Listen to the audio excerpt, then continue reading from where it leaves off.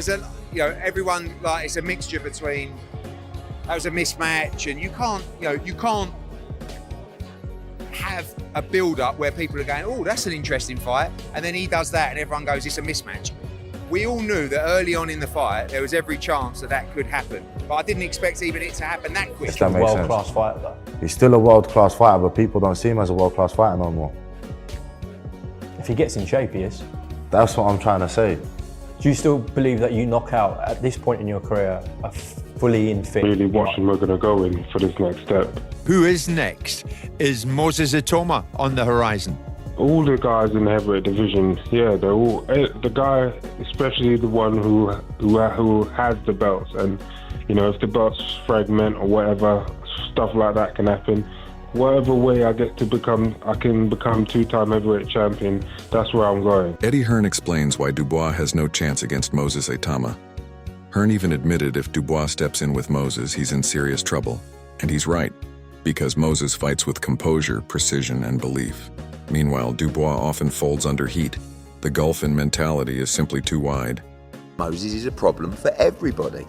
AJ, Usyk, Fury, it doesn't matter who they are, but it's like... Eddie Hearn didn't sugarcoat it. Moses will give him tough times. And let's be honest, if Dubois crumbled under Usyk's jab, what's going to happen when Moses starts unloading? He's not like he was when he was not taking it seriously and partying and whatever. He can like Moses is going to start having tough times against people who hold a good... Eddie Hearn was clear. Moses isn't someone you gamble with this early. He hinted that Frank Warren won't rush him into silly tests because the stakes are too high. And honestly, can you blame him? Dubois already flopped against Usyk, while he might knock him out, I don't know, but I, personally, at 20, you know, you got to get it right. And Frank, like I said, Frank knows what he's doing, and I think I'd be very surprised if they took that kind of... And Moses himself had some telling words when asked about his time with Dubois in training. Moses admitted training with Dubois has been good, but let's be real. Moses says it with a smile because he knows the gap. Dubois may look tough, but in the gym, Moses has seen those limits. And if sparring showed weakness, imagine what fight night would bring.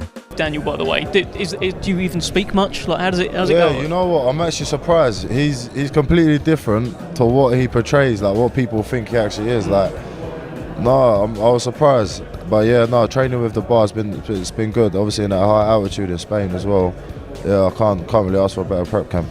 I think it was in that George Groves podcast, you talked about maybe your most difficult spot has been Daniel Dubois, because he's not like a plodder, he moves. Yeah, no, it's literally styles makes fights, doesn't it? Yeah. And I think Dubois, his style is one of my trickiest. Mm-hmm. So yeah, it gels well. Tony Bellew summed it up perfectly.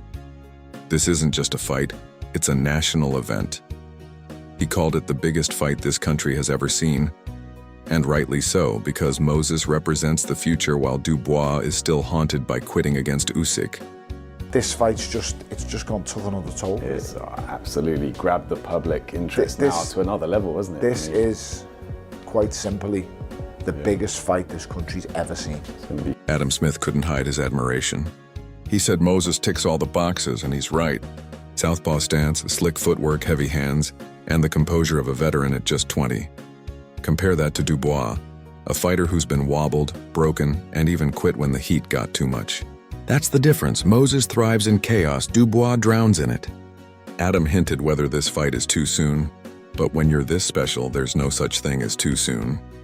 Dubois has had his chance. Absolutely extraordinary, and for me, he ticks all the boxes. I like his attitude, I like his style, southpaw, hard-hitting, moves so well. He's going to be very, very difficult to sort of deter. So it's an interesting one because, yeah, is this too soon for Moses, or is this just the right fight at the right time? And Dave Allen didn't hold back when reminding fans of Dubois' lowest moment against Usyk. Dave's words cut like a knife. He ridiculed Dubois for quitting, reminding everyone that the shot wasn't career-ending, but Dubois still waved the white flag. This is the stigma Dubois carries, and it doesn't disappear. In fact, it grows heavier every time a fight like this comes around. How can a man with a quitter's tag survive against Moses? A fearless, hungry 20-year-old with nothing to lose and everything to gain. Dubois has power, sure, but when it doesn't work, he collapses. Moses, on the other hand, is relentless, creative, and thrives under pressure. Dave Allen is right. Once you quit at the top, fans never forget. And against Moses, quitting might not be an option. It could just be inevitable. And he walked straight past Usyk, straight to the corner, was completely fine. I think, and you know what, it's horrific to say I've quit. It's not horrific to say I'm quit. I'm chairman of the quit committee. I'm top quitter, I guess. Anyway, he quit, yeah. Spencer Oliver didn't hesitate. He believes Moses not only wins, but wins in style. That's the key difference. When Dubois fights, fans wonder if he'll survive. When Moses fights, people wonder how spectacular the ending will be. Spencer said this is the test that proves Moses's level. But the truth is, his level already looks far beyond Dubois, a young southpaw who moves like a middleweight but hits like a heavyweight. That's Moses Itauma. Dubois has heavy hands too, but when faced with movers like Usyk, he was lost. Against Moses, it's not just movement, it's spite, speed, and skill combined.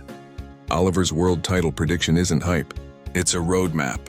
Moses is destined for greatness, and Dubois might just end up being the stepping stone. Because he knows it's last chance saloon for him. He needs the victory here. So, look, we find out just how good Moses Itauma is, I think, on the 16th of August when he boxes Dillian Whyte, because I think he wins it and wins it in style. But everyone they put in front of him so far, he's just dismantled. I think this kid's going to go on and win. And while Spencer sees glory, Amir Khan preaches patience with the young phenom.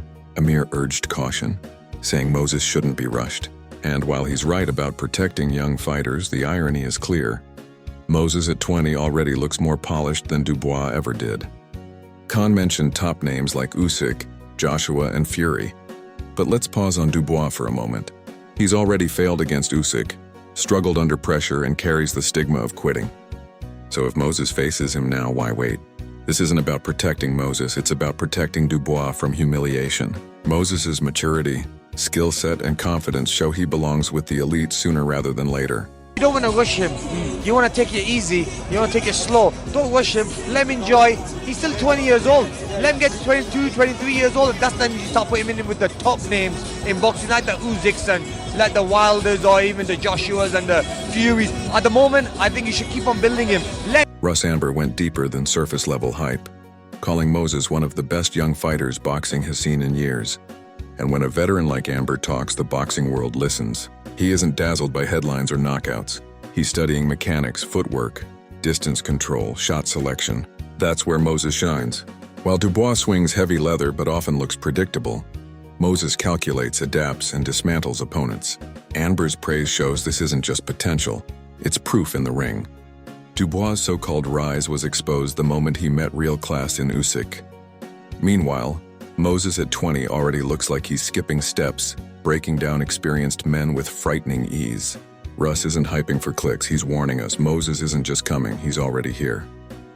And if Dubois is unlucky enough to be in his way, he'll be remembered only as the man who tried to stop the storm and failed miserably. One of the best young fighters boxing has seen in years. And I'm not just saying that based on a result over Dillian.